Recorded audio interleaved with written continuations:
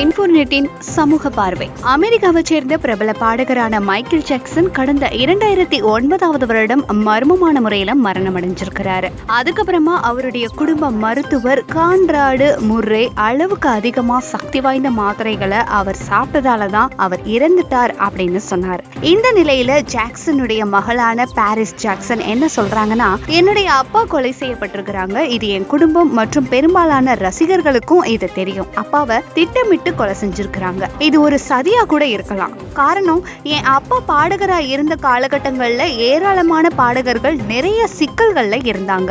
அவங்களுடைய நிலைமை ரொம்பவே மோசமா இருந்துச்சு. என்னுடைய அப்பாவுக்கு நிறைய எதிரிகளும் இருக்கிறாங்க. இது ஒரு சதுரங்க விளையாட்டு. இத சரியான முறையில விளையாடி வெற்றி பெற கண்டிப்பா முயற்சி செய்வேன். இருந்தாலும் என் அப்பாவுக்கு மர்மமான முறையில நிறைய எதிரிகள் இருக்கிறாங்க. இதுல நான் யாரையும் குறிப்பிட விரும்பல. ஆனா இதை நினைக்கும் போது எனக்கு ரொம்பவே கஷ்டமா இருக்கு. இதுக்கு மேல நான் எதையும் சொல்ல விரும்பல அப்படின்னு சொல்லிட்டு அவருடைய உரையை அவர் பேசி முடிச்சிட்டாரு. இருந்தாலும் நம்ம எல்லாருக்கும் பிடித்தமான மைக்கேல் ஜாக்சனுடைய இறப்புக்கு பின்னாடி என்னென்ன மர்மங்கள் இருக்கு அப்படின்னு தெரிஞ்சுக்கிறதுல ரசிகர்கள் ரொம்பவே ஆர்வமா இருக்கிறாங்க. இந்த நிலையில இந்த மாதிரி ஒரு பதிவை அவருடைய மகள் வெளியிட்டிருக்கிறது ரொம்பவே இன்னும் சந்தேகத்தை எழுப்பக்கூடிய விதமாவே இருக்கு.